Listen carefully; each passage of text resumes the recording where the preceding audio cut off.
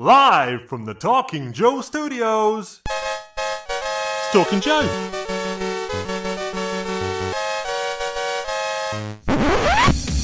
Talking Joe is on the air. Hey, it's me, Mark, and welcome to Talking Joe, the G.I. Joe comics podcast. Now, today we are looking at G.I. Joe issue number 326 of that series they call A Real American Hero, which was released Wednesday, the 11th of March, 2026. The synopsis for this issue reads, "No turning back. Duke, Roadblock, Scarlett, and Snake Eyes head deep into Trucial Abysmia on a rescue mission with enemies around every corner." Now, did that issue deliver the promise? We will find out very soon. If you are new to the show, you can find out all of the details over at the website, talkingjoe.co.uk. Don't forget to like and subscribe. And if you're an audio-only listener, because this does get dropped as potentially a live episode, a reminder of the episode on video on a Thursday, and at the same time on audio-only platforms on all of your favourite podcast platforms. So if you are an audio-only listener, do give a little review on there and tell us how great we are, because I am very thin-skinned. So I will not be talking about this issue on my own. As always, I will be joined by my co-host. It's a Real American Team. It's Tim Finn. Hello, Mark, listeners, viewers. And as always, as we on a live episode, it means that people can interrupt. Crikey. They can interrupt and interact, just like, look at it, watching live, it's Chris, the Full False Podcast. Sup, Chris? Aren't you too busy? Don't you have your own live stream to get ready for in 2 hours? I'm sure he's just super prepared, as I'm sure he always is. And seeing how Chris is there, I thought I'd bring back an old feature from the old Talking Joe days about drink for the show. Beverage for the show, do-do-do-do-do. Beverage for the show, do-do-do-do-do. Now I am gonna go, do-do, and drink my beverage for the show. When I went shopping for Mother's Day, UK listeners, we have Mother's Day tomorrow, the Sunday, the 15th of March. And while I was in the posh supermarket, I encountered this. It's called Living Things, Watermelon and Lime. That sounds nice. It also says prebiotic soda, which I'm not too sure if the adjective is nice or just a bit, crikey, what's that's going to be. So there we go. That's opening that. Well, you've certainly given something for our listeners to enjoy. Crikey. With that sound. Can you hear that sound? That is I can. Really super kind of pink. Watermelon-y. Listeners, I can see the pink of the watermelon. I can't see the black pips of the watermelon floating about. listeners, it's as bright red as the soundproof bulletin boards that act as my background. It is. Look, color match that. Wow. Let's see. Does the taste live up to the promise and the price? It's a little bit sour. Not sure about that one. I can taste a little watermelon coming through, but yeah, maybe I shouldn't have bought a multi-pack of that one. Chris says you can taste the red.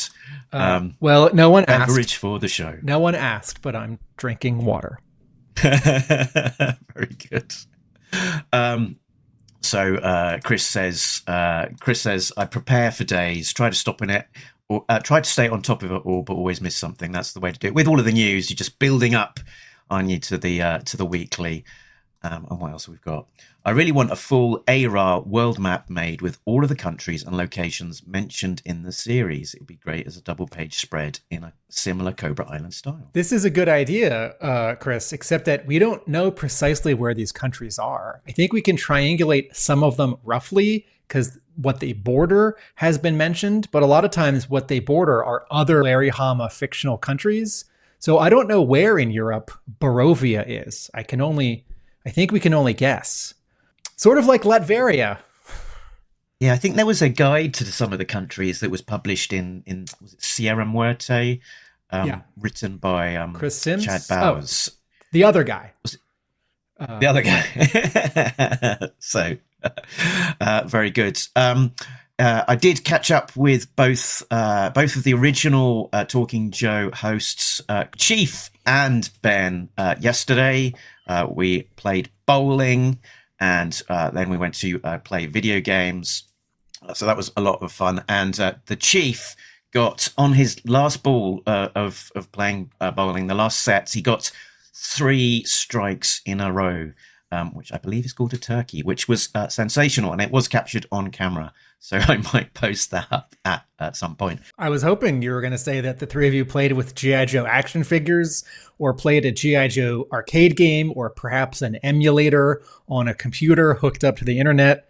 This seems like the logical second half of this sentence. I got together with the other two other past Talking Joe hosts, and we played. And then you said bowling. Yeah, we played bowling, and then we went to the arcade and played mostly Bomberman. And I did go to my real life comic book shop that I normally get stuff posted to me. And there we go. I do have in hand this latest issue, 326. So that was cool to go to the shop, place in space, visit in person, and pick up my issue in person and have it ready for this issue.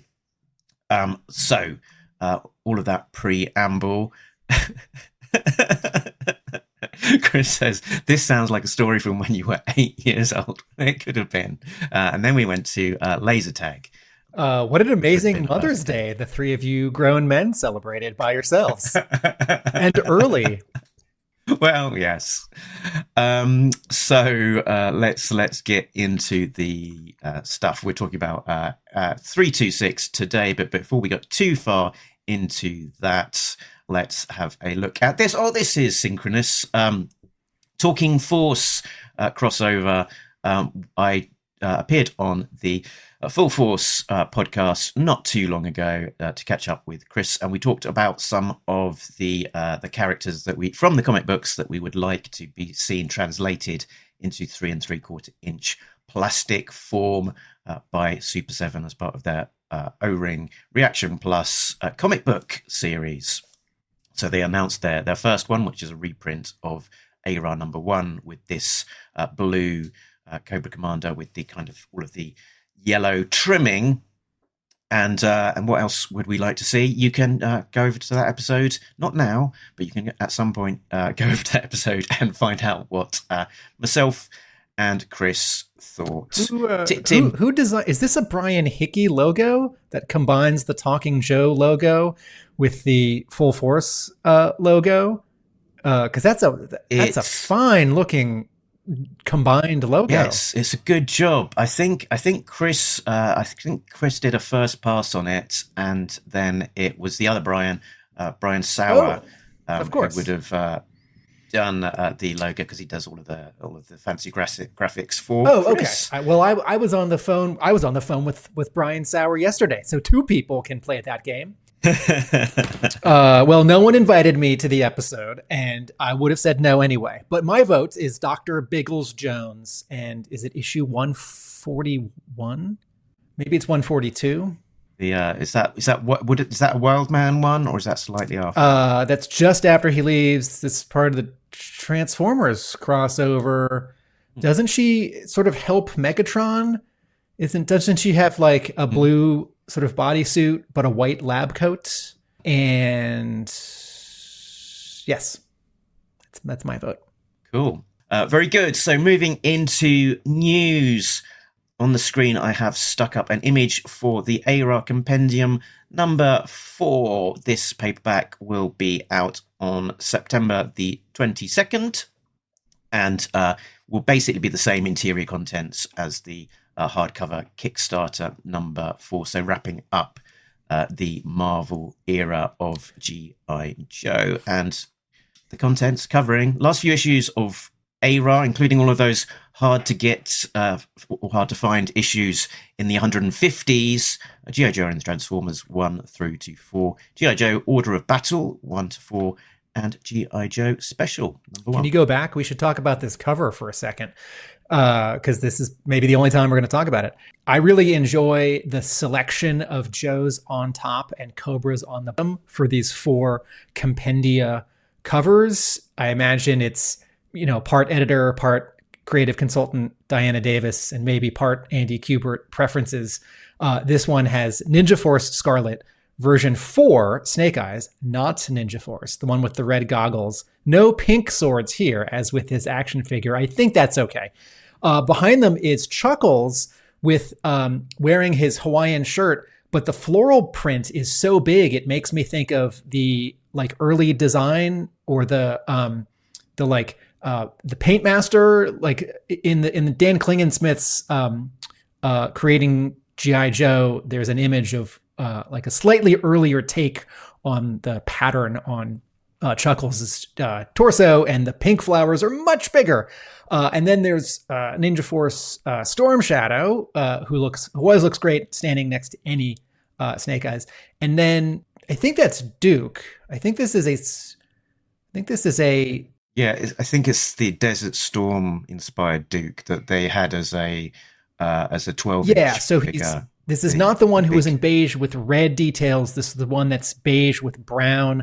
And then he's holding a weapon that's way too big. And I think that's actually one of the launching weapons that came with the final 3 years of Battle Corps action figures, in which case I think that's a really fun addition, because why not give him the outlandish toyetic toy accessory that was definitely not in the comic books. Then on the bottom, alluding to all the ninja stuff happening in this run, we've got regular Baroness, regular and awesome Night Creeper, and Slice and Dice. And I always get Slice and Dice mixed up. Who's got the purple mask? Is that...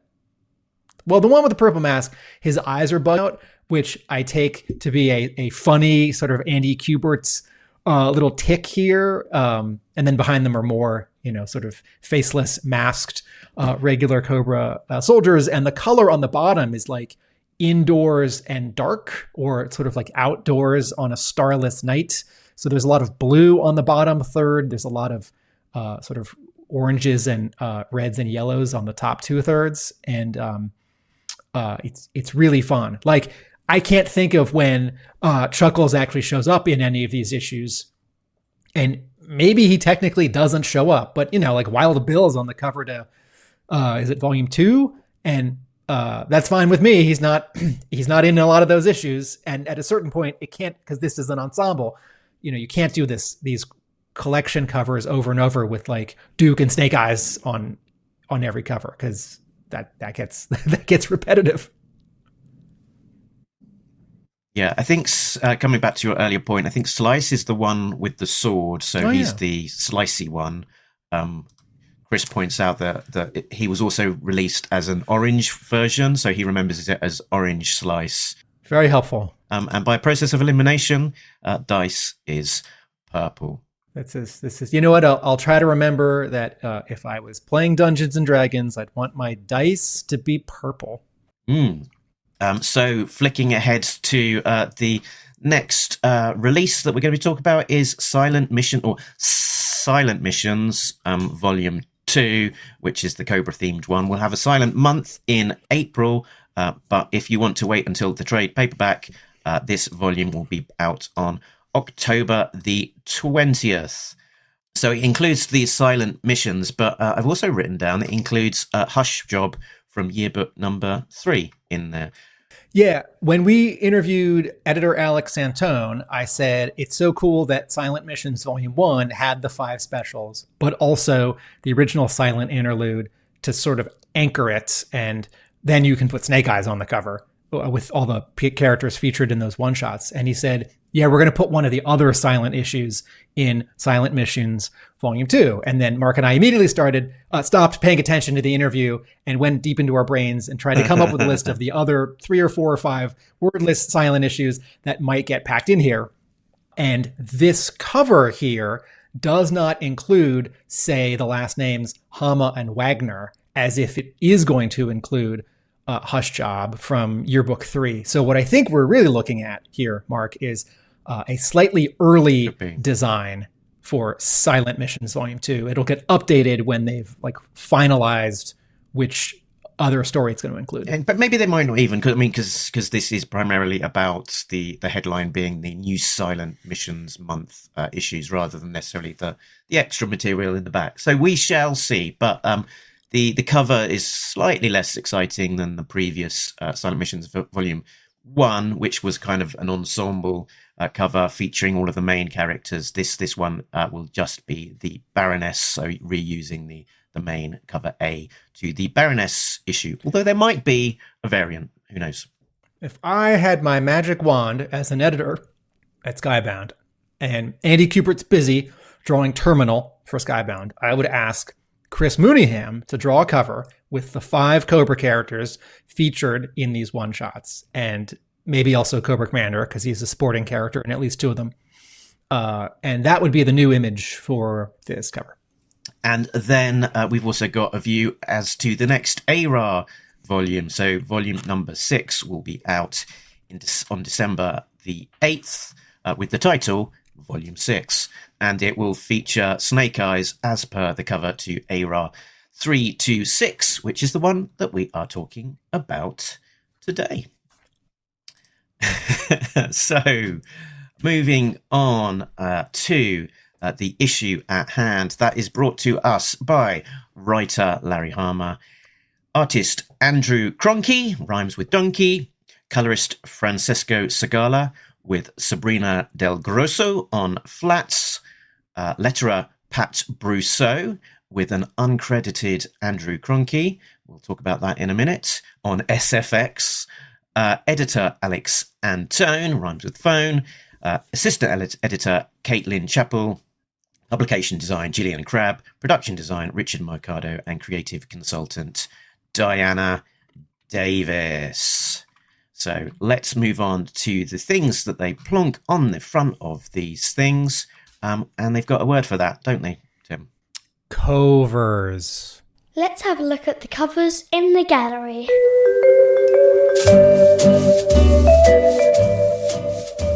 G.I. Joe, A Real American Hero 326 cover A is drawn by, welcome back, Lee Weeks, and colored by Matt Hollingsworth. I don't know. I'm trying to think back to the Silent Missions specials last year. This might be Matt Hollingsworth's first work ever on G.I. Joe. He's one of the smartest, most talented colorists in comics. His stuff is not flashy. He's not a flashy colorist. He's just a very smart color artist who just really knows theory and mood. All right, so Lee Weeks, who drew an issue back in 1990 or 91, and who then did a cover run in 91, 92, and who did a couple pinups, trading cards for the Kickstarter a year ago, and was going to maybe draw an issue earlier in the last year, but that didn't work out, is now cover artist as we bid hopefully only temporary adieu to Andy Kubert. So here is Snake Eyes, full body, standing up on a wall, and there are bullet holes in it, and there's smoke behind him. While he's full body, we can't see quite all of his legs because we are looking up at him slightly, and he's looking a little bit down. He's holding a sword, and his Uzi, he's got a second sword. His sort of straps over his torso and his neck. It's like a double belt. The straps over the suspenders, I should say. This looks a little bit like he just parachuted in, because I feel like this is a little bit of an additive gear from Lee Weeks that doesn't correspond to, the 5 Snake Eyes versions from the Real American Hero action figure designs. There's no other indication of parachutes, and I'm not calling this a mistake. I'm calling this a choice, just a little bit of extra gear. But what's really the star here of this cover, besides we all love Snake Eyes, he looks like a badass, it's just him, is the pink. That this is nighttime or a little bit past dusk, and this whole cover is just sort of done in two colors. There's a sort of medium dark, sort of faded grayish blue for the sky, and then these two plumes of smoke have a little bit of pink mixed in them, which just ends up feeling like gray. But then there's this highlight all on Snake Eyes' right side, which is actually pink, and it feels like he's looking down at maybe something burning or a flare or a sunset. And this is one of those, if you describe this cover, someone might say like, oh yeah, there've been a lot of G.I. Joe covers like this, but there have not been because of this pink, and I love it. And I was wondering, was Lee Weeks doing ink washes? And he draws digitally now, although I think for like commissions, of course, he draws on paper. And cover B, which is just black and white with no colors, shows us that, yes, some of the shadows on Snake Eyes on his right side, and then also that wall he's standing on, have some grays added. I was going to say, great to have Lee Weeks back, and as Andy Kubert is taking a break, he's a great artist generally to take over, but also like Andy Kubert is sort of harkening back to a kind of golden era of Marvel G.I. Joe. If you've not listened to our interview with Alex and Antone, do go back and listen to it. It was very interesting, but he was and short and it's not a 2-hour episode, folks. And he was hinting that that hopefully Kubert will be back at some point. It's not necessarily a full departure. One more thing that links Lee Weeks and Andy Kubert: they both went to the Joe Kubert School of Comic Art. And so did Chris Mooneyham, right? Who might be doing other covers for a different G.I. Joe for the reprints. And one of my reactions to this cover was initially, it's a cool picture of Snake Eyes, but it's a little bit generic in it, and it's a little bit disappointing given that most of the covers to date have been linked back to what's happening on the interiors. That we're here, we're going sort of a slightly more sort of standard hero portrait, but thinking about it, it kind of does link back to what happens in the particular issue we are going to be looking at, because there is a moment where Snake Eyes is on top of a building, in a war-torn environment. So it's actually not, although he doesn't have an Uzi, aside from that, it's not too far off a moment that does appear in this particular issue. I had the same thought. It's a pinup cover. It's Batman on a gargoyle, which I like, by the way, even though I phrase it as if it's always a bad thing. And I thought, maybe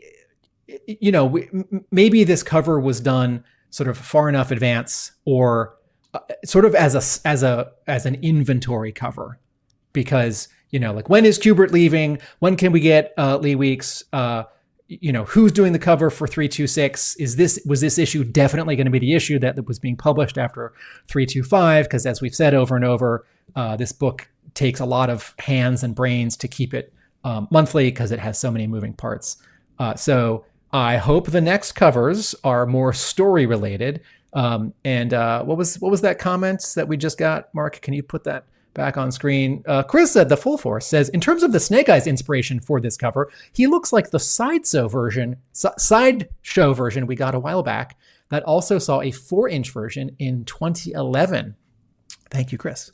Cover C is a 1 in 10 variant, and it's painted by Steve Beach. It's part of this Joes of War theme, featuring a character and a vehicle. In some cases, it was vehicles that didn't come with pilots or drivers, so it's a cool character that just happens to be driving or piloting them. In this case, it's the Wolverine tank.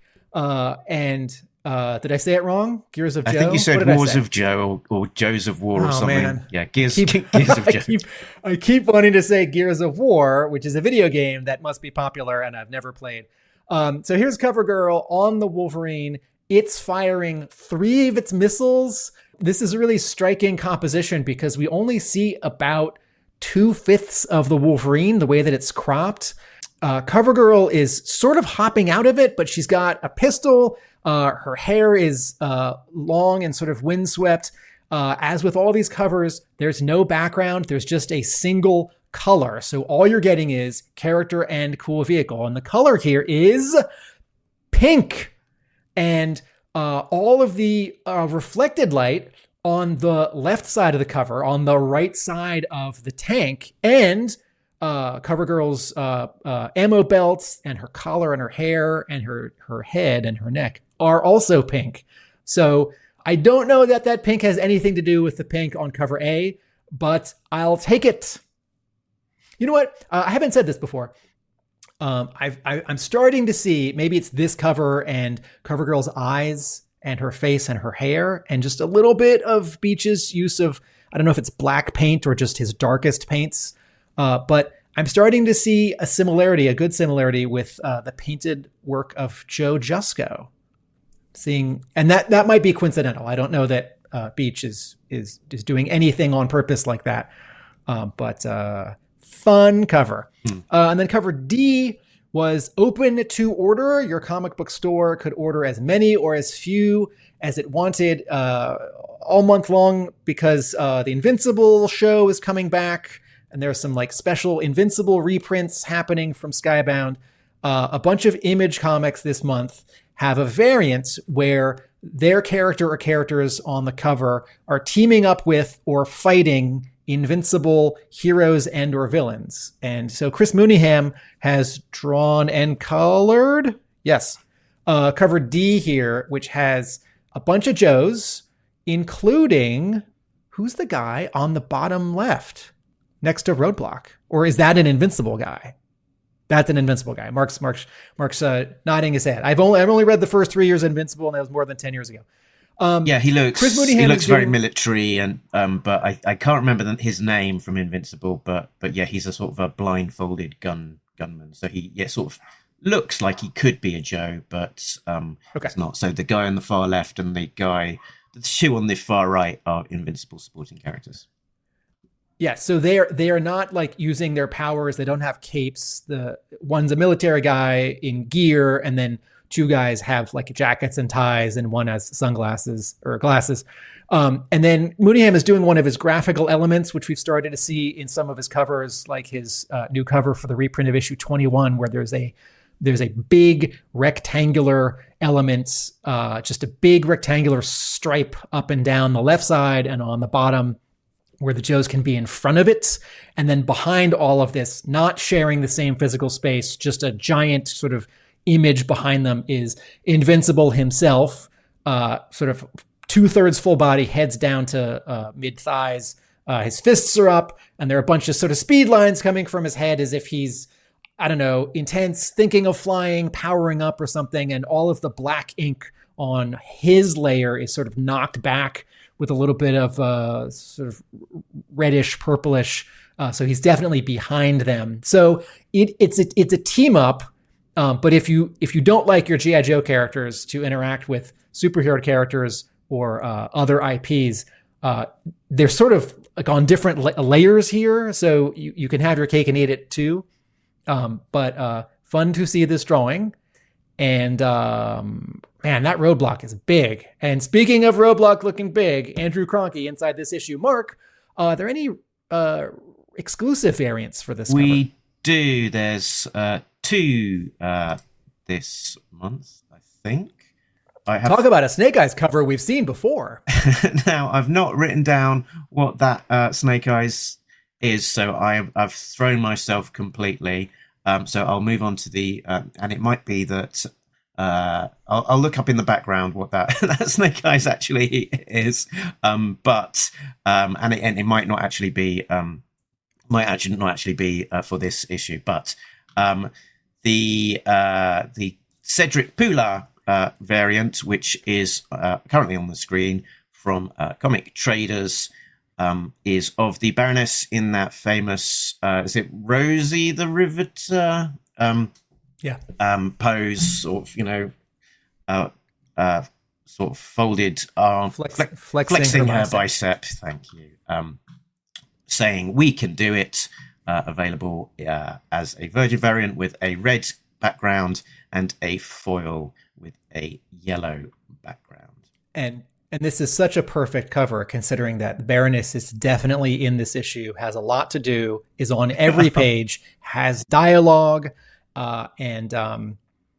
That another way of saying that I probably have got a jingle that I need to play. Why are there so many covers of Baroness? So that's given me a couple of seconds to play for and flip back to that Snake Eyes, because I have remembered what that is from. It's a G.I. Joe 49 variant. So we've got the Hama files being published simultaneously. So that should have gone in the news, but it's in the gallery section instead. That is from Ali Shimak. And that was published as a C2E2 variant. So that's... I don't remember. Snake Eyes is in issue 49, right? Because it's building up to the Battle of Springfield. This one's fair game, right? I mean, it's a big ensemble issue. He's probably in like 2 pages. Yeah, maybe a page or two. I would prefer a variant cover for issue 49 to have, Serpentor or some Cobras doing some making Serpentor things, but hey. Okay. So let's get on into the issue at hand. G.I. Joe, A Real American Hero, issue 326. And what better way to do that than with a very spoiler-filled plot breakdown. Plot breakdown. The G.I. Joe team has boots on the ground in the Middle East. In Benzine, a team of Duke, Roadblock, Snake Eyes, Scarlett, and Mongoose have snatched a terrorist target and are heading back to base. The Joe's armoured transport is ambushed. Taking injuries, the team takes cover in a building, battling off waves of Black Scimitar fighters. They hold off long enough for a Tomahawk medevac to arrive, but their detainee doesn't make it. A failed mission, perhaps, but all of the Joes make it out alive.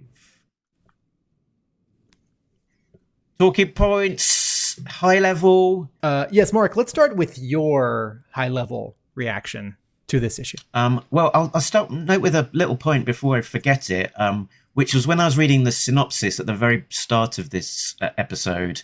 I read back, as they described, no turning back. Duke, Roadblock, Scarlett, and Snake Eyes head deep into Trucial Abysmia on a rescue mission with enemies around every corner. And I was a little bit thrown by that because I thought, oh, did I remember the country incorrectly? But on the interior of the issue, we are in Benzine, which I think is the neighbouring country to Trucial Abysmia. So there may have been a little change there in between the writing of the issue and the writing of the synopsis. So that aside, so your high level reaction was that the solicit was wrong. That wasn't my high. That didn't change the comic at all. That wasn't my high level. That was just that was noting something before I forgot it, because I was thrown just reading that out earlier. So not important, but let's move on. High level, it's a one and done. It's a grounded military op. It's the second issue in a row where we've got that. And initially, when I started looking at this issue, I thought, hold on, is this a direct continuation of the issue that we had last month, 325, where we had the Joes in a sort of similar kind of APC type vehicle. So I was wondering if we were sort of staying in that same world. We are in a different geographical setting, but thematically, we're very grounded in a modern day military conflict. And then my second thought was it's a kind of semi-sequel to the last Krahnke issue, which was issue 3/114, which was a very grounded military operation set in a fictionalized Middle Eastern country. So these two issues that Krahnke have done so far feel very sympathetic and of a piece. And that was my high level thought. Yeah. Do you remember, Mark, in what fictional Middle Eastern country issue 314? I think it was the took place? same one without double checking. Okay. I think we were in war-torn Benzine. All right. So Trucial Abysmia and Benzine are in the Middle East. And our previous issue, 325, was in Barovia, right? Which is in Europe. Yeah, neighboring Darklonia. Yes. And since all right. So that issue 325, we feel like was a proxy for the contemporary real life Russian invasion of Ukraine. And this issue feels a little more generalized to terror cells in the Middle East, which is fine. My big reaction to this was similar to yours. It was a delight to have a self-contained, straightforward military story. It was really nice to have Krahnke back. His stuff is cartoonier than Paul Pelletier and Mooneyham, and yet it still feels like it totally fits. And if I'm gonna compare Krahnke to anyone, he's got sort of the exaggeration of Michael Golden, but a little bit of the openness of Andrew Wildman. Although there's more grit to his art, so in some ways it's not at all like Andrew Wildman. Maybe actually Krahnke is sort of like halfway between Michael Golden and Chris Mooneyham. But in a good way, Krahnke is sort of going in his own direction. And yet, because it's Hama, characters that we know, and the same color artist, Segala, who's been doing this whole run, it doesn't feel like a weird break. It is in no way distracting. And then the other thing that struck me was that, except for Mongoose, the three other characters are all, year one, year two Joe characters. And so I thought, if you squinted and turned your head sideways, you could sort of pretend that this issue takes place in the earlier days of Joe's. They don't use tablets, smartphones, or drones. They don't mention satellites. There's just, rockets and shotguns. Snake Eyes uses a shotgun, which probably isn't a first. Every time I say something is a first, it turns out I'm wrong. It's happened in an unusual weapon for Snake Eyes to be using. Yeah, Snake Eyes does not use his sword in this issue, except on the cover. He does. He does. All right, well, take that. When does he use his sword? As that guy is coming down into the APC early on. Right. Okay. All right. Page 3. Well, how about this? Out of 20 pages, Snake Eyes uses his sword once on page 3, and then uses climbing and guns like 4 or 5 times after that. When I was reading this issue, it did immediately remind me of 314, and I wonder if. I assume that Hama was already writing this story when Krahnke was assigned it, and that Hama didn't think, okay, that guy who drew issue 314, where they rescue that person, and there's some like going upstairs and like being in a building, and this sort of like already into an existing conflict, and it's a small team of Joes, and it's self-contained, and there's no blue ninjas or clones, except for Snake Eyes here. I think Hama just wrote this story. I think what we're seeing here is a nice coincidence that Krahnke drew it, and what Alex Antone said in a previous letters page, which is we're going to get away from Serpentor for a little bit, which I have to take as we're going to get back to some more straight military action, right? Because no Serpentor probably means no Mindbender. Like this issue could have easily had 2 pages back in New Orleans, I forget, where Mindbender in his new costume is like, I'm going to do another thing, right? I got to do something, even if he's not doing a Serpentor thing. Yeah. And then to sort of tying into that point about sort of Krahnke being back and the approach to this issue, it is a very much a one and done standalone. And for most of the ARAH issues that we've had in the Skybound era, they have been part of a continuing story, building on what has come before, and potentially, you know, juggling, you know, an A plot, a B plot, a C plot kind of thing, like, you know, what's Mindbender doing back in Baton Rouge or whatever. So to some degree, this may have even, you know, there may have been a thought process that this could have been an inventory issue. I don't know if that was ever that would have ever been an intent, but it could certainly have, you know, meet that criteria of let's just get one that can stand on its own without linking back to any sort of wider plot. And the other thought is, like, now that, you know, sometimes I think these issues can be influenced by whatever Hama is seeing on the news, or you know, reading or watching, and maybe, you know, the Black Hawk Down was on the telly and is like, yeah, it'd be cool to kind of do a bit more of a sort of a Joe's sort of in trouble, under fire in the Middle East type story, sort of tap into that kind of vibe. Because I think that's some people's visceral reaction to this one. It's like G.I. Joe meets Black Hawk Down almost. Joe Hawk Down.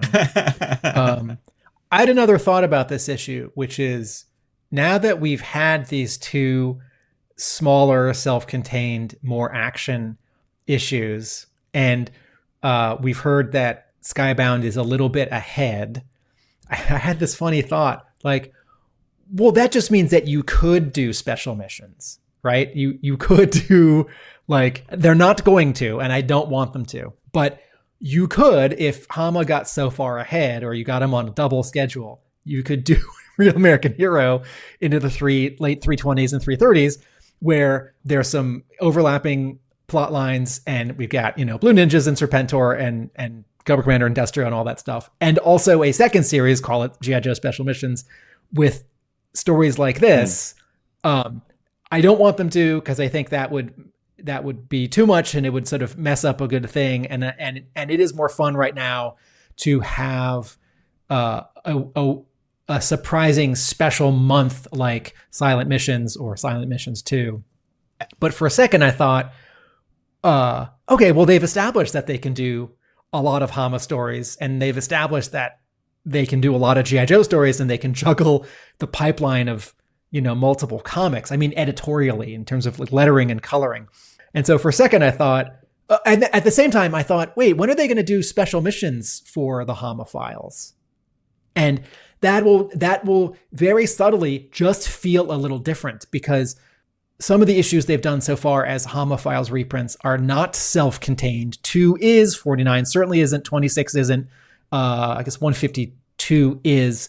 But as soon as you do a cover recreation and it says G.I. Joe Special Missions, you know, the G.I. Joe logo isn't as big, and it's going to look different on shelves. So just this last week, I've just been thinking of Special Missions as an asset, a potential asset for Skybound. And to that point as well, I mean, this sort of story, and I think this is your thought process, but to kind of really, you know, put a pin in it, that this sort of story, if it was being published in the 80s, would have been much more likely to have been in the pages of a Special Missions title. It's that self-contained, more military, less, you know, no Cobra. Yeah, no Cobra or minimal Cobra, and this feels kind of very much in that space of the type of issue that, you know, would have appeared as a special missions issue rather than ongoing. Greg Augustin in the comments says, after the setup of Cobra Forces in 323, it's interesting to have separate space, drone, and now extraction missions. I also thought inventory story. And again, I'm going to read into this, Greg. We are not thinking of inventory as a bad thing. Inventory stories, I think if you look at Marvel in the 80s, can sometimes have a negative connotation, because the regular team is behind schedule, and then the inventory issue is by other people, and it's lesser. And what's happening here is editorial at Skybound is having Hama write more scripts and then getting other artists. And if we've got 3 rotating regular artists on G.I. Joe right now, and they're all great, and one of them does what's effectively an inventory issue, it gets slotted in, the book stays on schedule, and like this month I wasn't like, I gotta get back to Mindbender. It's like, no, let's go see Snake Eyes use the shotgun. So when I say, perhaps when Greg also says, this feels like an inventory issue, another way of saying it is, it just feels like a change of pace issue. And that's a good thing. And also interesting observation, when the last 3 issues, we've had basically 3 different artists, which is relatively unusual as well, that we had Pelletier, Mooneyham, and now Krahnke as the 3 issues in a row. And to that, the point of having such an interesting issue 3-2-3 with that setup of all of the Cobra forces and all of those returning Cobras like Scrap Iron and Overkill and etc. When we got to 3-2-4, I sort of did comment that I was a little bit disappointed that we kind of didn't follow up on that specific point of seeing what those reintroduced Cobra forces might do next. And we've had 3 issues not returning to that point. So when we do get back to that, it will be exciting to see those Cobras. But I think there's possibly a little bit of momentum that may have been lost by not continuing on that storyline to some degree.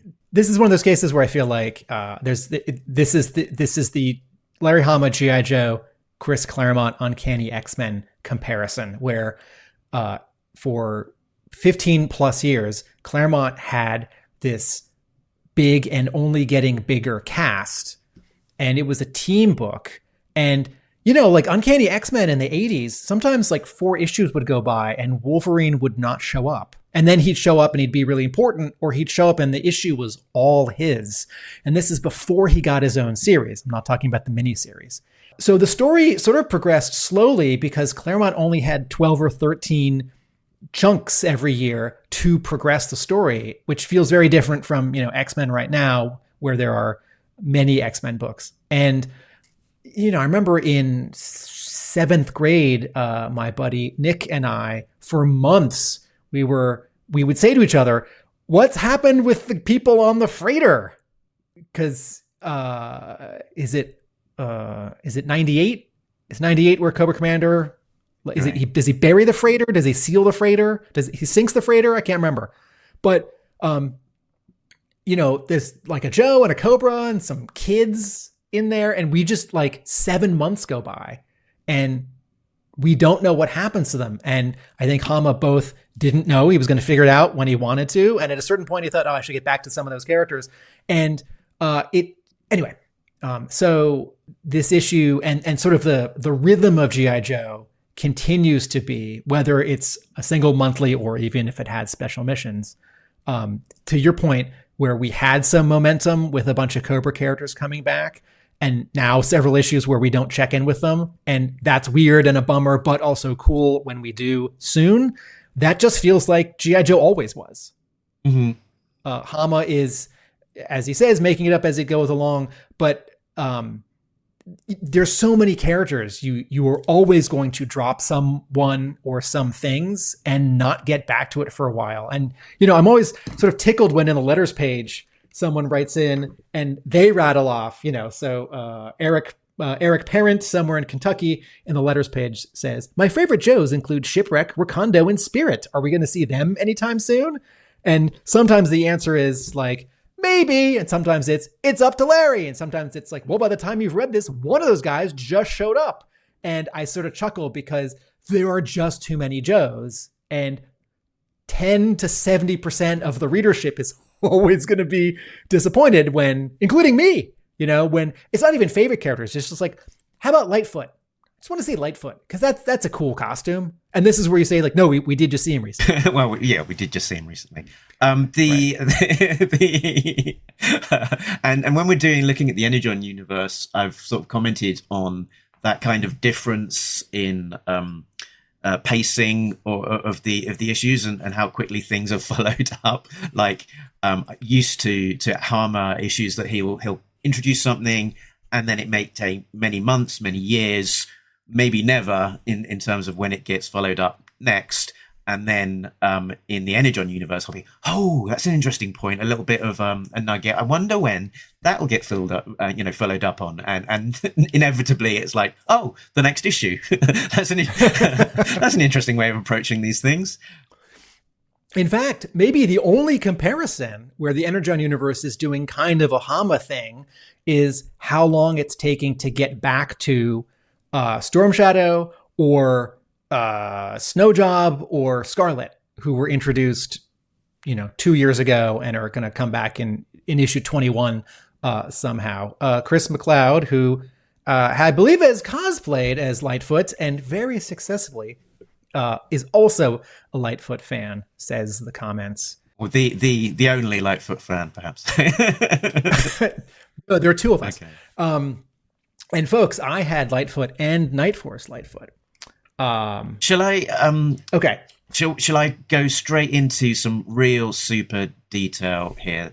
Yeah. I mentioned earlier on that Krahnke had was uncredited as the letterer or for the SFX because he is doing a lot of heavy lifting here on SFX and sort of not getting the credit for it, but also probably not the pay for it either.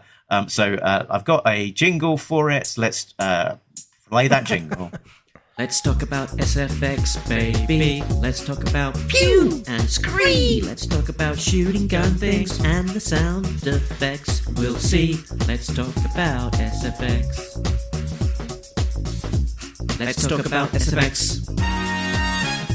Okay, so Mark has just put on screen a dazzling photograph, probably taken by Andrew Krahnke himself, of two what look like 11 by 17 artboards, plus a couple pens and a ruler.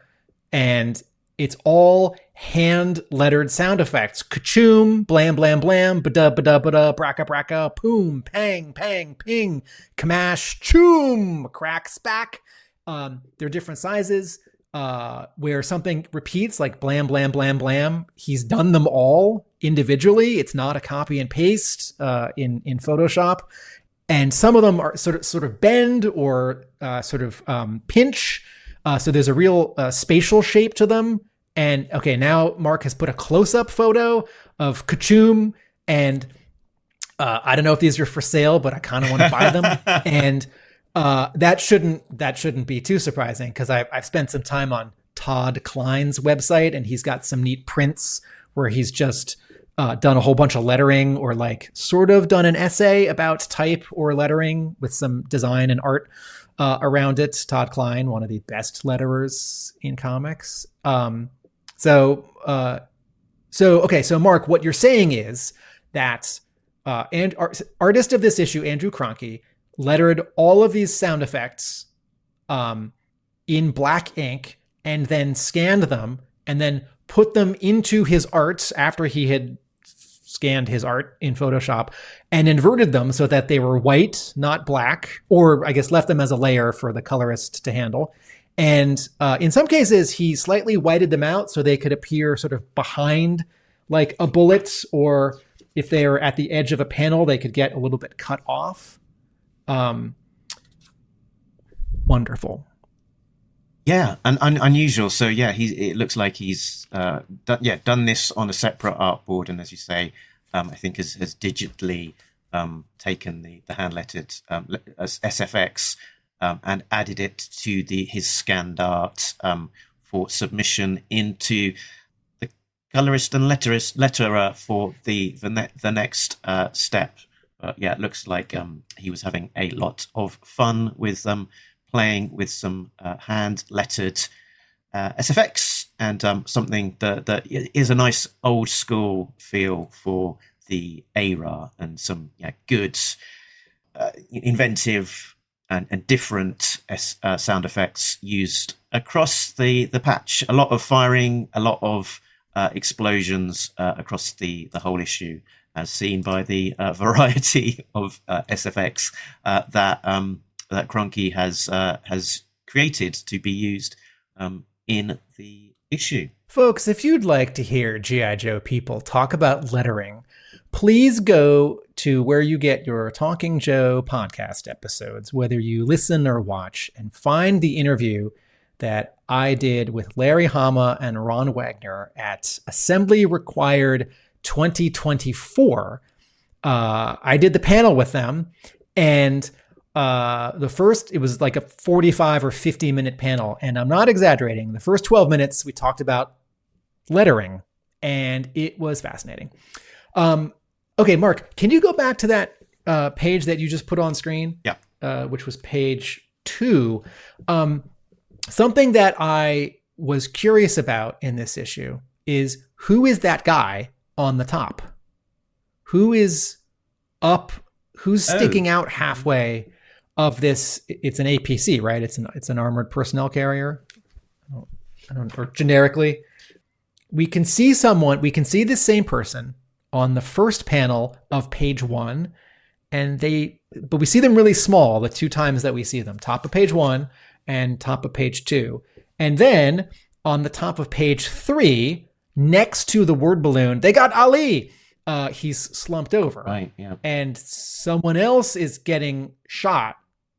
And so a question that I had, and I will call this a bit of a plot hole, is I feel like there's one caption or dialogue balloon missing where Duke or Roadblock says something like, glad we're getting escorted by the Benjine resistance force through enemy territory. Or, we got, what's the word? We got applied with, stuck to, I forget the military word. We got hooked up with by, superior officers, the Benjine, like special forces. Because someone fires a rocket, right? And it blows up the front of this armored vehicle, and all the Joes get injured, plus they're the guy that they grabbed. Yeah, I think as you say, we've got kind of unnamed gunner on the top, and probably on page 2, the other guy or page 3 is the driver. Okay. And yeah, definitely not named, but also I guess confusingly that on page 1, that speech bubble does link back to the person up top talking. That was a textbook extraction. We should have the Joe team back at the forward base in time for steaks and beers. I think having that as a speech bubble sort of makes you maybe sort of adds to the confusion of who's that guy talking. But wasn't this? I think you're seeing an error. I think the very first word balloon of this whole issue is either pointing to the wrong guy, the generic like Benjine resistance fighter special ops guy who's not a G.I. Joe, or that tail needs to have a different treatment where it like disappears into the vehicle the same way that the other word balloon does, because I think it's Duke who's saying it. That was my initial thought, but reading it a few times, he says we should have the Joe team, which maybe implies that he's not part of the Joe team. Right. So I think he's a Trucial Abysmian, but yeah, it's not called out, is it? That I think he's. So thank you. I take that back. It's not a mistake in the lettering, that first word balloon. I think it's a scripting and visual storytelling overlook, where we need a close-up of that first person who is speaking on the first panel of the first page, so that we know more definitively that he's not one of our guys. I mean, he's a good guy, but he's not a Joe, because he's so small. And yeah, so you talked about lettering. I wanted to talk about coloring. Don't put it up just yet, but could you get that slide that I sent you ready? On the first page, so I'm so used to the excellence of the coloring in this series that every month I don't even worry about it. It's just going to look great. And then there are like little flourishes where like someone's in a submarine or an APC and everything's just all red, or, we switch scenes from outside to inside, and inside is kind of all blue, and it's great. And I'm looking at the actual sort of textures of the color. I don't mean like the dots that make it look like old paper or printing. I mean the actual like brush strokes that show highlight from midtone from shadow on panel 2. The second panel of the entire comic, where we see the 4 Joes and their target in the vehicle, and they're all red. And I'm looking at how the like highlights and midtones on their target, who's got a bag over his head, and his shoulders and his arms, and it looks a little bit like a certain brush in Photoshop, like a wedge-tipped brush was used. And I thought, that's a little bit more active than I'm used to in Francesco Segala's finishes. It happened again where Snake Eyes uses, that is definitely a sword, thank you, Mark, to stab one of the bad guys. And the bad guy is not red. It's not a red ninja. He's just been knocked out in red for a subjective emotional effect. And he's sort of underlit, where as if like Snake Eyes himself or the sword is like a light source, where sort of the bottom of his arm is a lighter red than the top of his arm and the top of his leg. And I thought, you know what this reminds me of? Can you put that slide up, Mark? Whilce Portacio came back to Stormwatch, not the Stormwatch that launched like a year and a half after Image started. Years later, Portacio did another Stormwatch book, and he stayed on it for, 6 or 9 issues. This was Stormwatch Team Achilles, and he penciled and colored the first issue. And Mark has put up on screen like a blow up of part of a panel from the first page, and every page was like this. And Portacio did the covers as well, drew them, I think inked by Scott Williams, and colored them. And he's doing like a little bit more active texture in his sort of highlights. And so I put this on screen as a comparison with that Snake Eyes stabbing bad guy panel, and then a later panel from G.I. Joe 325, where Mongoose is smashing in the window, and Mongoose and Roadblock it's not just the color, the like very contrasty color that is their highlight. It's also the actual like brush stroke shapes of the color on them, both for their highlights and for their on the left side, and for the sort of shadows on the right side. And I don't think Francesco Segala was looking at this one issue of Stormwatch that Portacio colored. I think this is a coincidence, and I don't know that either of them invented this treatment. I'll just say the first time I ever noticed like color being so sculptural in an issue of a comic book by the penciler was that issue of Stormwatch. And hey, don't forget, folks, Michael Golden penciled and colored the first issue of the Nom, but then he never colored it again, just covers. So I think this is a coincidence, but a wonderful coincidence. And it's just hey, this reminds me of a thing I saw once. But it did feel like in this issue of G.I. Joe that Francesco Segala was using his stylus. I'm holding up my stylus for my tablet a little differently in how he did the colors this issue. Palette feels just about the same, but the highlights felt a little different and the textures felt more active. And sorry, this is what I was getting to. It feels like it's because of how Andrew Krahnke inks himself, that it's sort of a style match, that you would not see these shapes, these like slightly more jagged, like, look at Roadblock's arm by his glove there, all the way on the right side, where he's saying, "Don't mind if I do." Segala would not color Paul Pelletier that way, right? It's softer. His edges are a little softer. So that's my thought about the colors. Colors are great and a little different.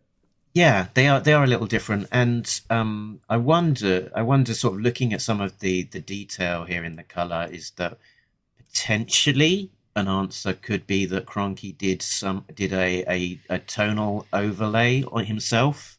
Oh, so maybe I'll see if I can find out the answer to that. But it may be that there was some of these lines are coming from Krahnke rather than necessarily Segala. Just like he's trying to take the letterer's job, he's also trying to take the colorist job. G.I. Joe, they need to unionize the ARAH team to these divided. Let's see. I wonder. Yeah, but it does look different. I wonder if there is an explanation along those lines, because we do have that kind of thing happening on the cover where Lee Weeks didn't just ink it with black. He did some some shading to sort of direct the colorist. Another thing about this issue, Snake Eyes talks, and now that it's been happening for has it been 2 years? When does does he talk at the end of issue 290? Did he not talk when he comes out of the tank in 297 or 298? I think he comes out of the tank at last page of issue 299, if I remember correctly. Okay. And then I think he says one line in issue 300, and then most of the times we've seen him since, he said something. And I've got a jingle for that. Snake Eyes talking, Snake Eyes talking about things he wants to say. What I wanted to say was, I will never get used to this. I keep thinking, is that a mistake? Oh, that feels wrong. Oh, is he saying too much? Oh, he's a badass. I don't know how I feel about this. And then I still want, and we missed this 2 years ago, I still want a scene where at least one Joe reacts to him more that he came back from the dead and that he now is talking. Hama doesn't often write that kind of stuff. And I do think that's a missed opportunity, because don't forget, they spent an entire issue just paying their respects when he died. And I don't need a whole issue where they're like, let's have a party and play charades, and then Snake Eyes can guess because he can talk now, right? I just want half a page where, Stalker and Snake Eyes are like, it's good to have you back. It's good to hear your voice for the first time in so long, buddy. Or Scarlett, puts her hand on his cheek, and I'll write the scene. Yeah, and from the solicits for 328, that has got the title "The Secret of Snake Eyes Revealed?" ? As Dawn infiltrates the Terradrome, she learns a shocking secret about Snake Eyes from their time in Springfield, one that could doom their future. And I think that, as you say, Snake Eyes talking is still a bit jarring, and they haven't really explored his return and him having his voice back. The fact that he's got in a cloned body, the fact that where these memories from, the fact that Dr. Mindbender originally was bringing him back as to be an evil clone of Snake Eyes, and putting in the programming to do that. Could there be something there? I don't know to what degree, if ever, it will be filled up on, but there's definitely something there. And also in terms of slotting this in as a classic G.I. Joe tale that you could give to anyone and not be confused, and it could be part of the 80s run. The main thing that stops that from being the case is the fact that Mongoose. You've got Mongoose, but also Snake Eyes talking, and you do kind of need to understand that. And I was actually thinking of mailing this issue to my brother. My brother is a lapsed G.I. Joe fan, and I was mailing him the entire IDW run, both the Chuck Dixon verse and also Real American Hero when it started up at 156.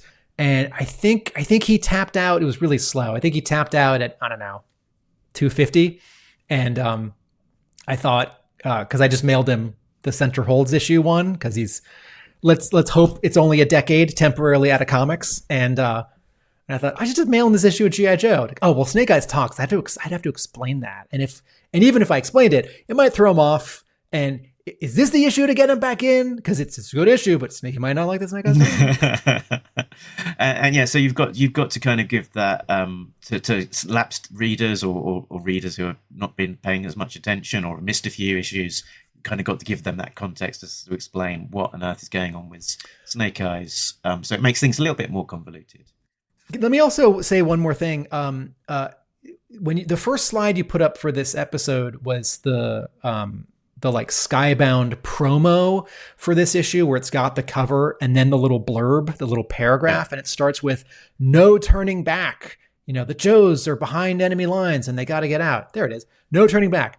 And then what was the blurb? What was the sort of headline you just recited for? Is it 328? Like the secret of? It was the secret of Snake Eyes. The secret of Snake Eyes revealed. Okay, so Hama has said that he was never interested in writing little teasers for the next issue for the people who did the catalogs at Marvel, because by the time he got around to writing the issue, it might be a very different issue.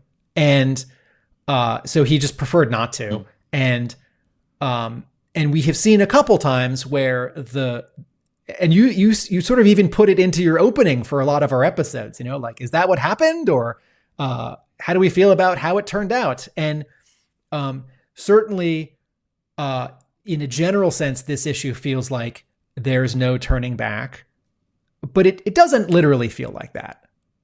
Well, or they don't sort of demonstrate it. I mean, like, yes, they can't. Their vehicle is physically incapable of turning back.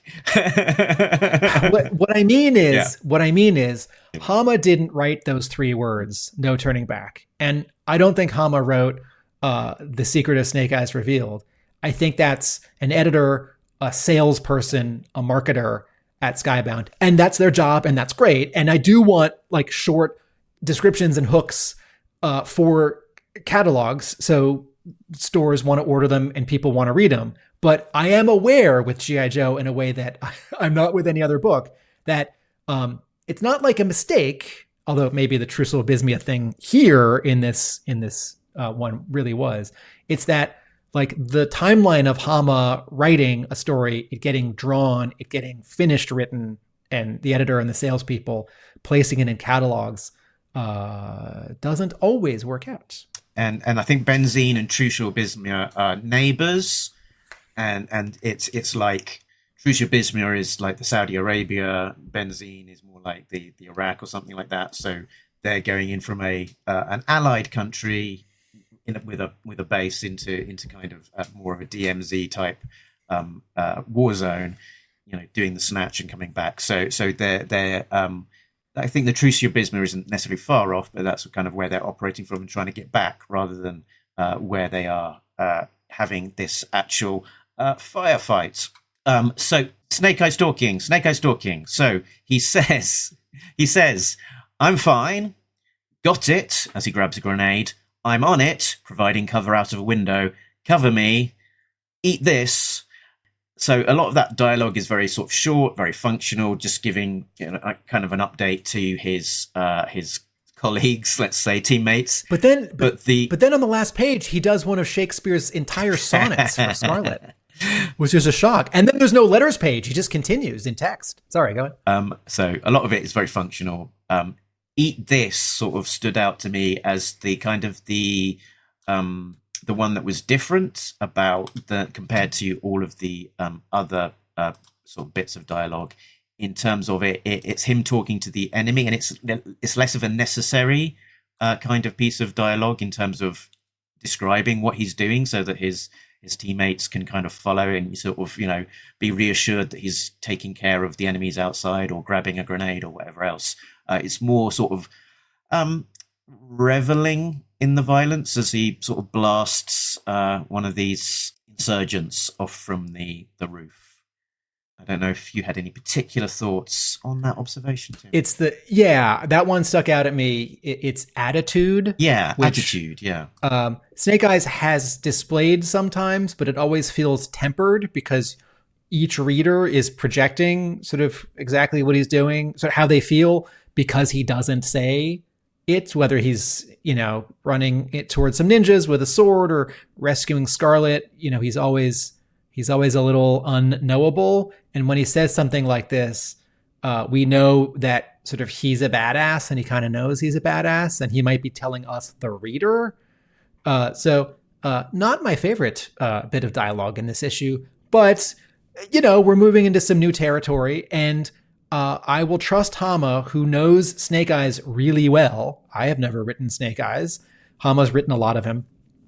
And also maybe an upcoming story is going to address not exactly this, but some general stuff about who, this new Snake Eyes. And this could be growing into a gentle peppering of that. Maybe something is a little bit off with Snake Eyes. Potentially, maybe he's a bad guy who's full of attitude, and he's gonna betray because he's got a secret. But this element also, this particularly while I'm on that page, it sort of is a bit of a call back to an earlier issue when Snake Eyes was doing a sort of like a training in a shooting range and sort of trying out new bits of kit for his loadout.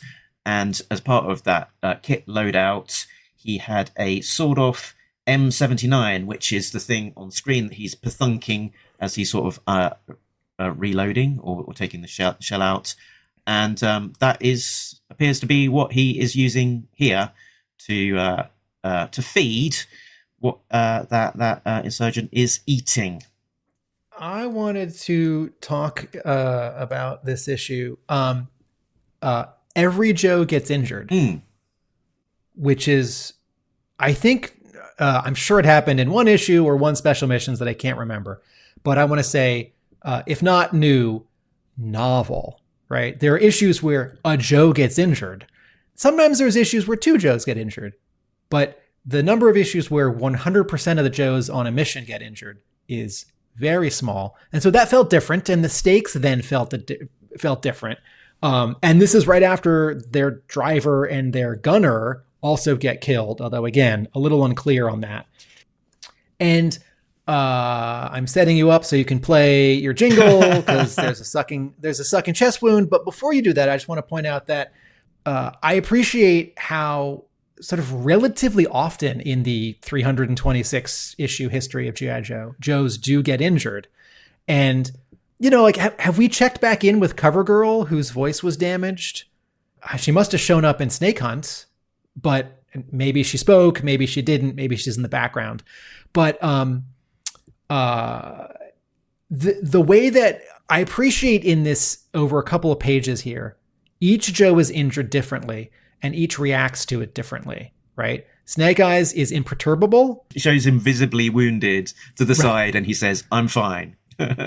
Right. And that's the badass that we want, not the attitude badass. So I like that. I still don't love that he's talking, but it's fine.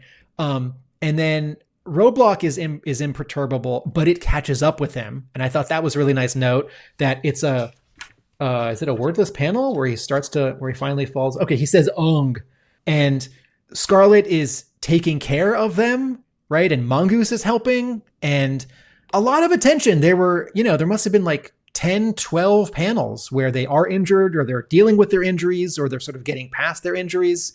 And I appreciated that even though they get through the mission and they take out all the bad guys and they get out of there alive and the mission's sort of a success and sort of not, by percentage, a lot of time is spent in this issue on them being injured. And it feels, I didn't think anyone was going to die. I didn't think anyone was going to get left behind, but it felt a little different in the stakes. And then I guess this is Arg, says Duke. Scarlett says, the coagulant hurts like hell, Duke. Still better than exsanguinating, right? Exsanguating, another great Hama word to be using there as well. There we go. Sorry, I was a whole 2 pages off. He's going into shock, says Scarlett of their target. Mongoose is tearing something open with his teeth. It's got a Red Cross symbol on it. Sucking chest wound. I can seal it off with a plastic dressing wrapper. But if his lungs fill with blood, so do you want to play the jingle? Stop. Have a time. Time to beat the soles of your boots with my face. Sucking chest wounds, red ninjas, brain scanners, rubber oozes, blue ninjas. And then some more sucking chest wounds. Have a time. But yeah, the long version of that jingle talks about sucking chest wounds, which is definitely a phrase and a device that Hama calls back to frequently. There's a thread devoted to it on the Talking Joe Facebook group, which gets updated each time it gets used. And I believe the last time it was used was in issue 310 as Baroness was shot and Zartan wants to help out with some cellophane or plastic to air seal the sucking chest wound. Okay, so I have a little, I don't know if it's not a criticism, sort of I have a note. I have a point. All right, so this guy that they've grabbed, his name is Bakir. Does he have a first name? Fares Bakir, Chief Political Officer of the Black Scimitar Terrorist Front. Okay, Mark, have we ever met the Black Scimitar in G.I. Joe? I don't believe so. I flicked back to this previous issue, 314, and they had a similar name, which I have already forgotten, which was Black something else, but not Black Scimitar. Black Kaifa, I think it says there. Okay. All right. So, okay. So I saw that and I thought, I think these are new. This is a new group that we haven't met before. And maybe it's like Alcabra where they, not a lot will be done with them, or maybe like Revanche and the Blue Ninjas, a lot will be done with them. Probably the former, not the latter. But, good device for the issue. I think I'm going to call this an error detected because on page 1, 2, 3, 4, after they're all injured, Scarlett says, Mongoose, how's our detainee? And Mongoose says, caught one in the chest, bleeding profusely and pink froth on his lips. And in that same panel, we see Bakir just in front of Mongoose, and his hands are tied and he's got a cloth over his head. And I feel like that specific dialogue is a little too specific for not showing Mongoose like putting the bag back over Bakir's head, right? Or it just not off completely. And I'm going to call this a small mistake. I'm going to call this a little mismatch between writing and art. Maybe Hama really wanted something to be specific and Krahnke hadn't drawn it. I'm not going to make my formal request that this panel gets redrawn for the digital versions and the collection. Like, it's a bummer, but it's fine. It's not a big deal. But I was sort of wondering what Bakir looks like. And then when we finally see him a couple pages later, the mask is off and he has an eye patch and a beret. And I might be falling into stereotypes, but I feel like this costume and his like lack of facial hair, he looks to me like a European villain. I thought for a second, like, oh wait, are we in Barovia? Like, oh no, we're in Benjine and Trucial Abysmia, and there's a lot we don't know anything about Black Scimitar, but just as a visual, I thought two things. One, okay, this isn't what I was expecting, and I might be wrong here, but it feels a little off. And two, I kind of wanted some like froth around his mouth, just for continuity. And, maybe they did it and it's like, that's too much. You got to take it out. And you don't have to fix that. It's fine, everyone. But since we hadn't seen him earlier, seeing him here, I sort of thought like, oh, is that the guy? I was imagining a different, like, head and costume under that bag. So it's just a little thing. Yeah, I hadn't quite sort of put it together, but when we saw him first unmasked, it sort of felt a bit like, oh, that's a bit weird. And I couldn't quite put my finger on what it was that felt off slightly weird about it. But I think you kind of put your finger on it there, that he doesn't, like, one, we didn't see him earlier on, and two, he doesn't necessarily look particularly Middle Eastern. But yeah, I've just stuck on the screen now a close up of that particular page where we see him with a bag over his head, and Mongoose describing his lips, which doesn't quite marry. Just get rid of that sentence and you'd be okay, I think. I'll go a step further, since Mark, you're in the UK. Does his actual design look like someone from Action Force or the Red Shadows? He kind of looks like finish the sentence for me here. Who's the bad guy in the British take on G.I. Joe before there's a Cobra who's got an eye patch and that kind of beret, even if the colors don't work? I think you're thinking of Black Major. Yeah, but I think he does have two eyes and he wears a sort of more of a peaked cap. There's a character called Sergeant Major, which is in the Iron Grenadiers, who I believe does have a beret and an eye patch. Okay. I'm not saying with this last observation that Hama or Krahnke is like trying to make it some Action Force character or an Iron Grenadier. that this one just feels like a funny coincidence. But again, looks and feels looks very European. And like if on the first page he can have a bag over his head and one of them has a tablet and it's got his image, and it's like, this is him. We definitely got him. Like I've positively ID'd him or something like that. Or they're putting the bag on his head at the beginning, or they take it off so we can see pink froth. And I don't want to see pink froth because I want the bad guy to suffer, or because I like gore. I want it for continuity. Cool. Okay, Mark. Okay. Barking Fridge says Faris Bakir is an Egyptian actor's name. There we go. So maybe there's a callback. Hopefully, to something. Hopefully, an obscure one. And now Googling one or the other. Right. Oh, here we go. Here's the proper reference. Sigma 6 Lieutenant Stone is the one with eye patch and beret. The Sergeant Major from Destro's team does have a beret, but not an eye patch. Okay. Okay, Mark, we haven't talked sort of specifically about the choreography of this issue in plot and in art. And I think we danced around it like, this issue is self-contained. There's just guns and rockets. But I thought it was, this issue is very small. It's not just self-contained. It doesn't take place over a lot of space. And it's not, I wouldn't say it's claustrophobic because they're definitely moving. But I do feel this issue is a romp. In terms of tone, I was 95% sure all the Joes were going to get out of there. No one's going to die. No one's going to get left behind. And I wasn't sure about if the mission would work out. And I do love the very small Larry Hama twist on the final page with Duke's dialogue, which calls back to the first page, which we can talk about at the very end of the episode, sort of thematically. But I wanted to say that it was fun to see some Joes disembark from a vehicle, run in a little bit of a worry.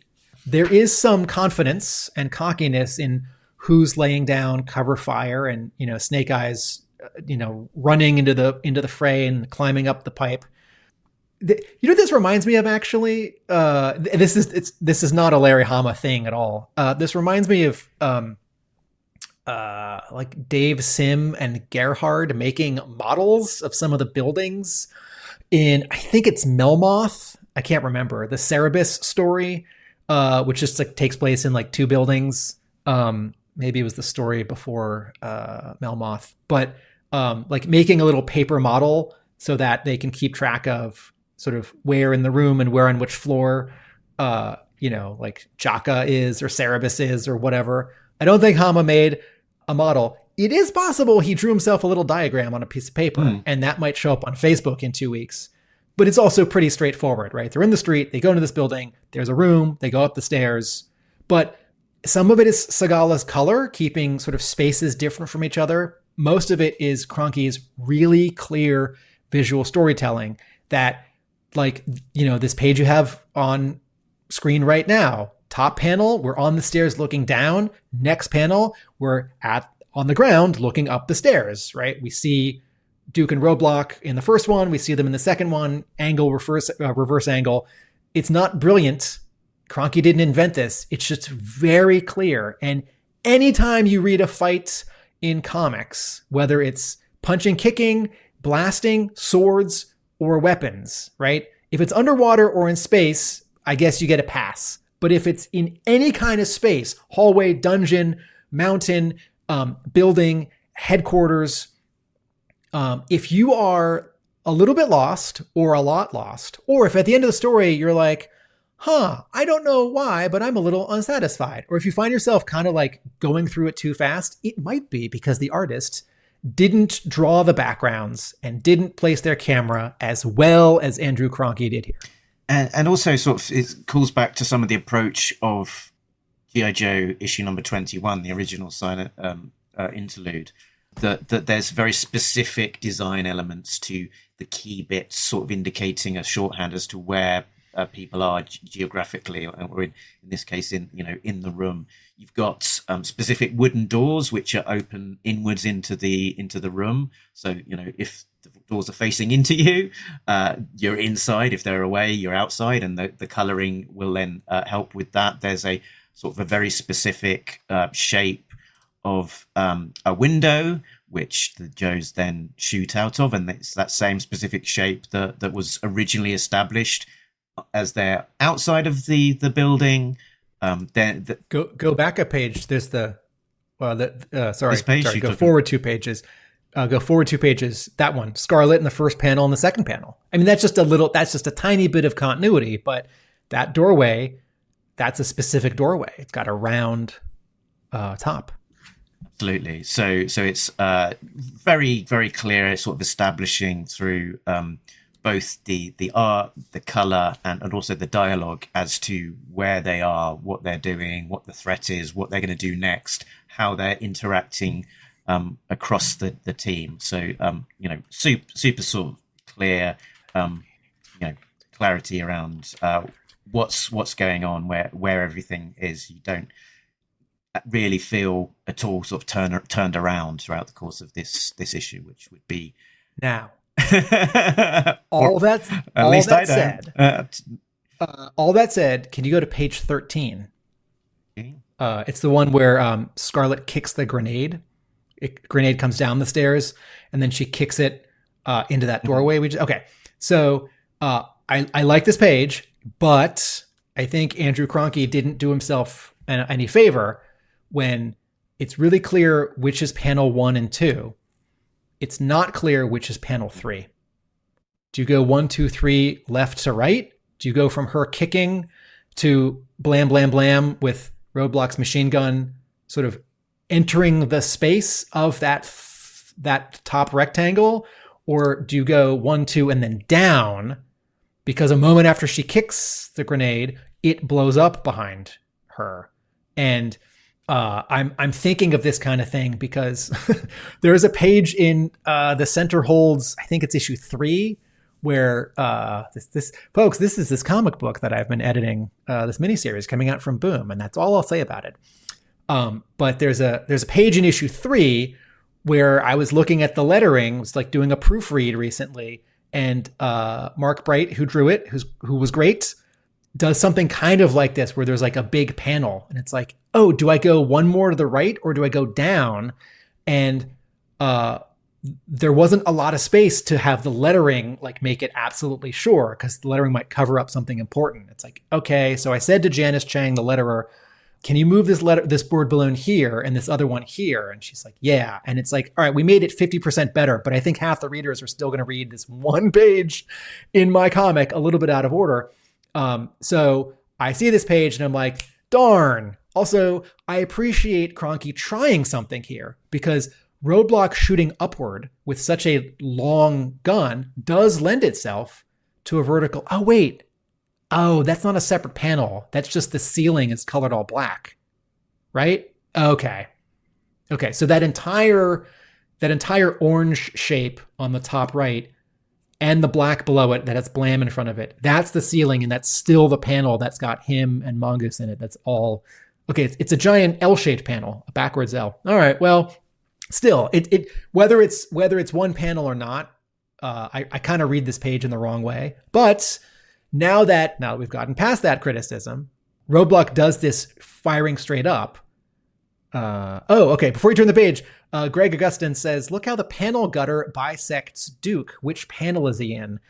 I don't think is that a panel gutter, or is that where the wall? Right. Yes, I think Duke is. Yes, Greg, I don't know what that vertical sliver of gray is that's just behind Duke's head and also sort of behind the handle on Roadblock's machine gun. It's that's not where like the wall. Yeah, it's a little bit unusual.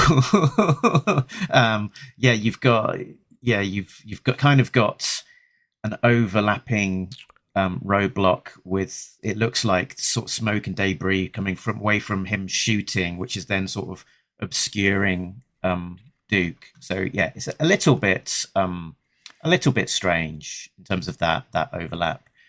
But yeah, I think it's just Roadblock covering up a big panel, but that black line immediately behind Duke is a little bit unclear as to whether that's meant to be a gutter or if that's meant to be part of the Okay, so building. page 13, I wouldn't call it unclear, or I wouldn't go as far as saying confusing. I would say gets in the way of itself. How about that?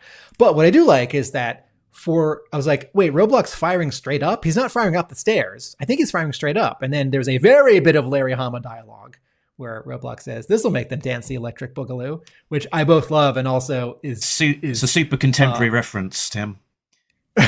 yeah. But, and then what I thought, wait, are we going to get to see bullets coming like through the floor? And we turn the page and we do. And it's really satisfying but also look at the bottom of this first panel on page 14. Krahnke makes it extra clear. It's not just that we're in the upstairs looking down, seeing bullets come through the floor, knocking out these guys. It's that Krahnke includes a little bit of the stairs and a little bit of that edge, the actual beam that their floor is built on the bottom of the panel, and a little bit of the smoke way, way, way on the bottom of the panel for the ground floor down where Roadblock is. So that's nice. And then we get them sort of the sort of action progresses to clearing what's going out on the street with, we've got quite a lot of sort of actual bullets meeting bodies with red blood from injuries here, human bodies. You can be more specific. Bullets going through bodies. This is definitely something that we see in Skybound G.I. Joe that we didn't see in IDW G.I. Joe, and we wouldn't have seen quite in Marvel G.I. Joe. We wouldn't have seen the exit wounds at Marvel, or the blood would be brown, or the characters who are getting shot would be all blacked out as silhouettes. And these bad guys who are getting shot, they're not mutants or cyborgs. They're people. So my other sort of top-down overall reaction to this issue was the action, or maybe the word is violence, is keyed up and specific. It's not like swords slashing and you sort of get the impression. It's and Mongoose and Roadblock even have a little exchange about it, which feels both funny and also a little mean. Do you remember this exchange? Yeah, they're sort of a little bit jokey about all of this This violence, I guess. is back on page. They talk about 3, 4, 5, 6, 7, 8. Page 8. Yeah, he talks about. Is this where he's talking about Roadblock's talking about his Marge use, which is meant to be a kind of anti-tank or kind of weapon? But yeah, can you pull up page 8? Yep. Mongoose has just smashed through that window, and he says, "This big 50 caliber rounds really shred them up good, huh?" And Roadblock says, "Technically, they're anti-vehicular, but who's reporting me?" And I thought, "Oh wait, is this a war crime? Is this against the Geneva Convention, or if not that, is this like against an American code or sort of a lesser code of combat conduct?" And I'm not sure I know how to feel about this. It might be that this is frowned upon, but technically fair game. It might be that the rules for this weapon of Roadblock's changed over the years. And when this toy came out in the 80s, you were allowed to use this weapon on all sorts of things. And maybe more recently it changed. And maybe this is Hama sort of referring to that. Maybe Roadblock is having a moment of intensity, or I don't want to say cruelty, but intensity here. But I also thought, these are bad guys trying to kill Roadblock and all the Joes. These bad guys did just injure all of the Joes and also their own guy who they're trying to rescue.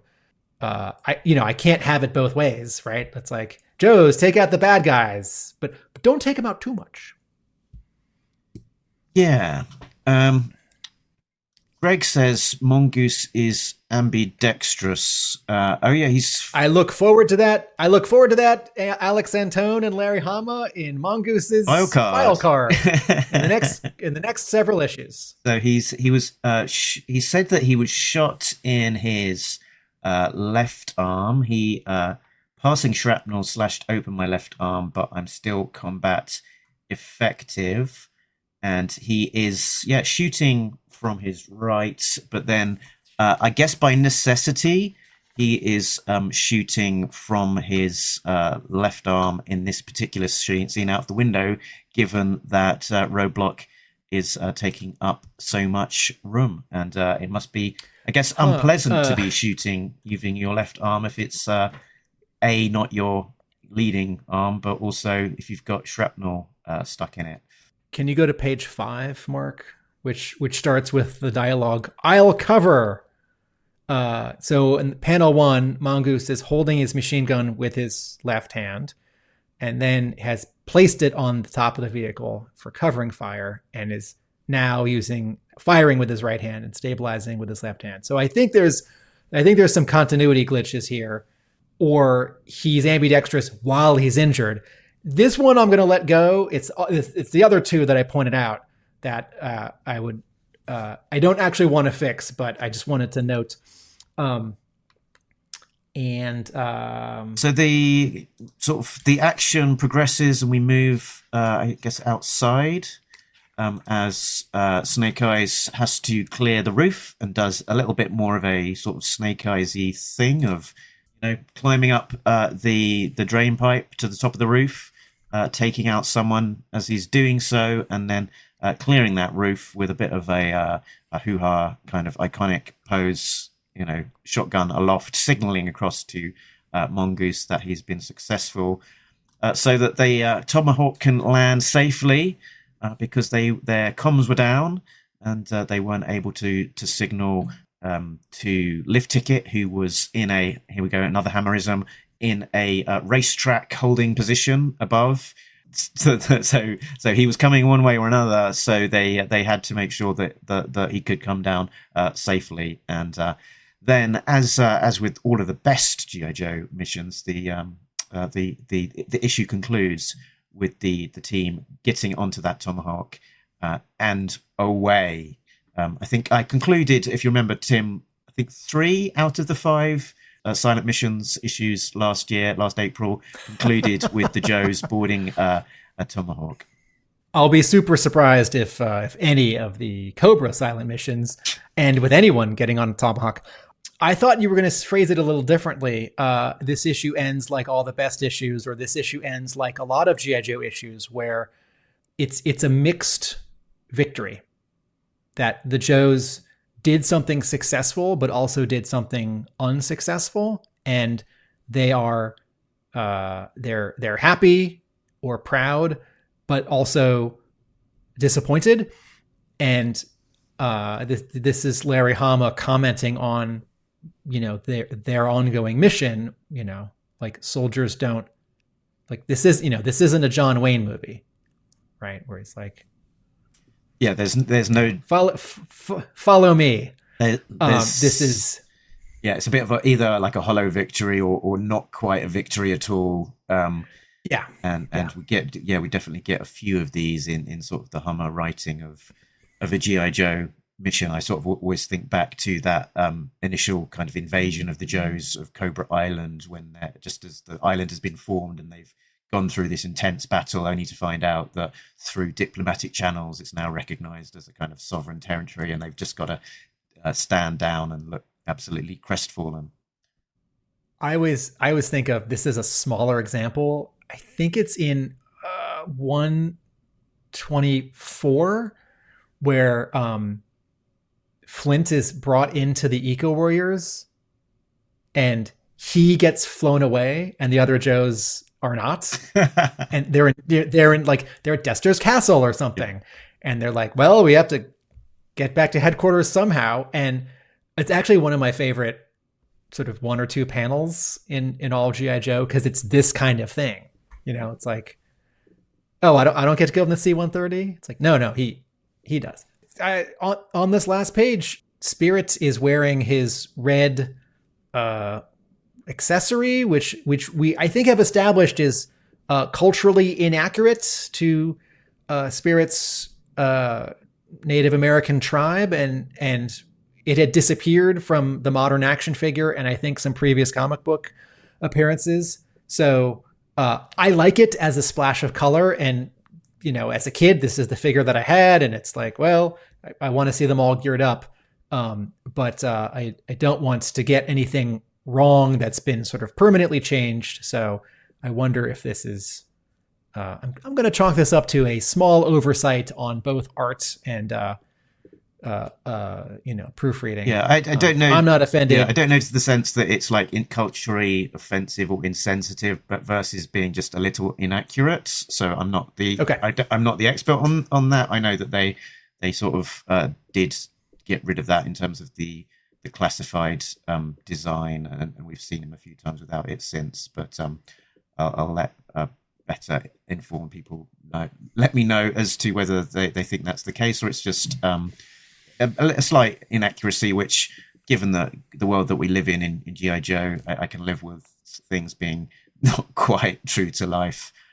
So, closing thoughts? Good issue. Oh, we should talk about congratulations, Greg Augustin, for getting your drawing in the letters page, and your letter, and we should probably talk about Downrange's file card. Someone, maybe you talk about it for a minute, and I can look it up. Someone said something really thoughtful on the Talking Joe Facebook page, and I wanted to. So Downrange has got a Finnish background. She was raised by her Finnish/Sami grandfather in the forests of northern Minnesota, and she's got this interesting name, Hilveli S.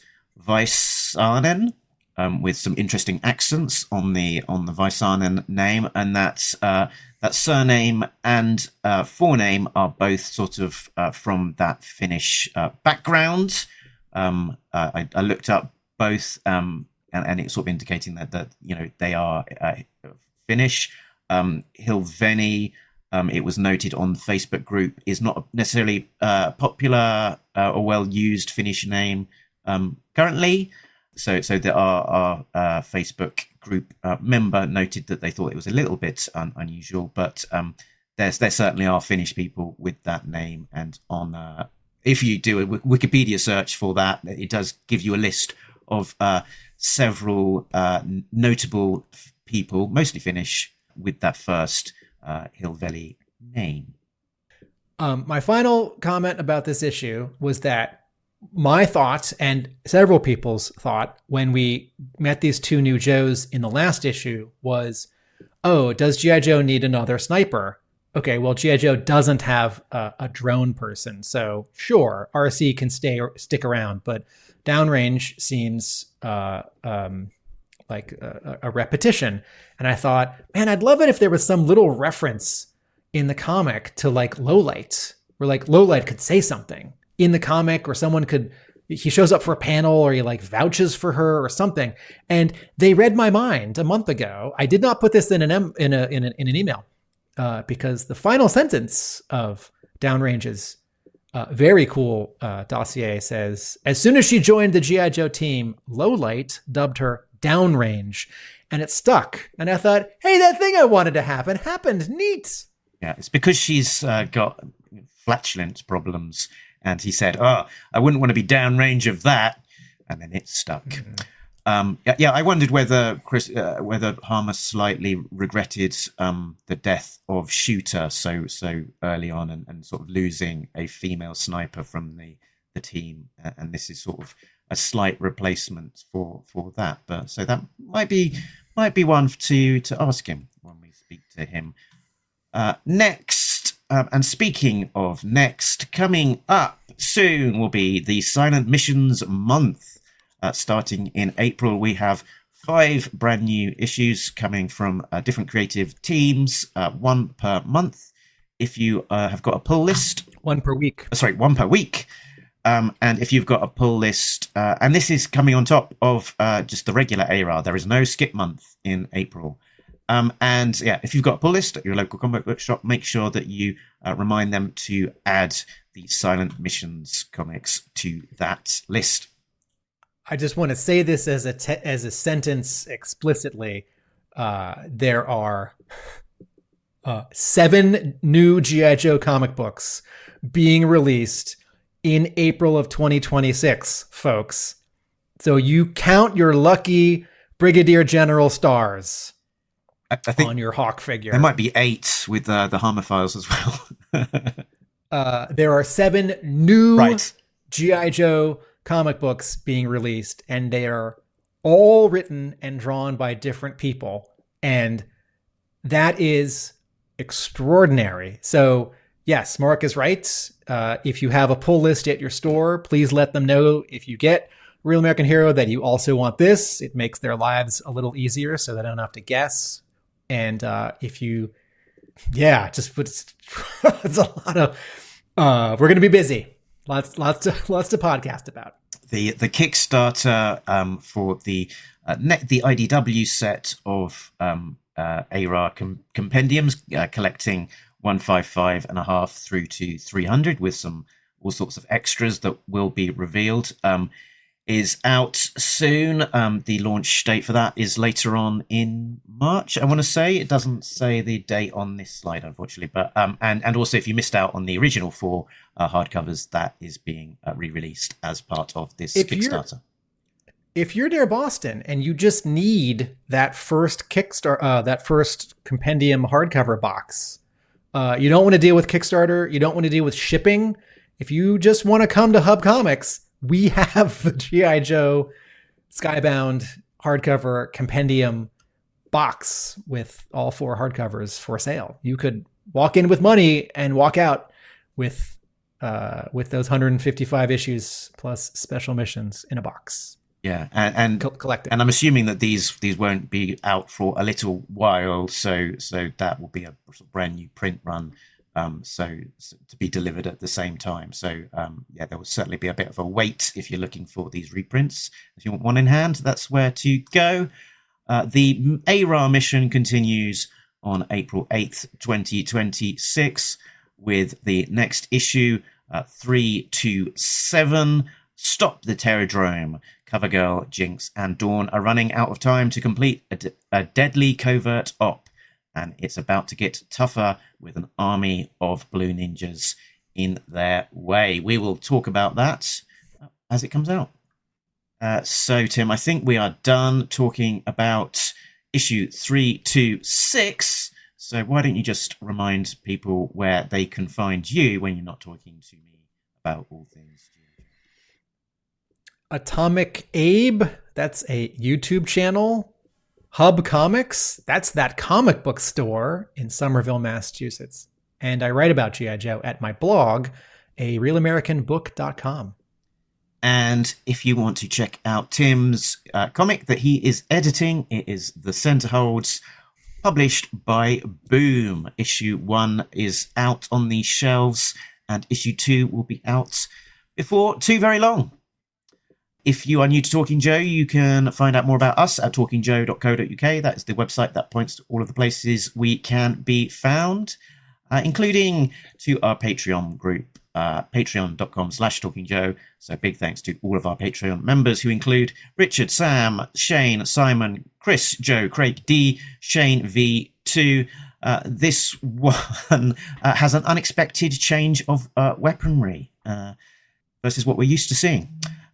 Infinite Entertainment, Gary V, Coldroff, and B. Plus, I think Squishy is our latest member as well. We'll add you to the graphic for next time. So I think that is us done, Tim. But before we go, and before everyone then jumps onto the Full Force channel for the latest episode of the Full Force Weekly News Roundup, should they just remember anything in particular?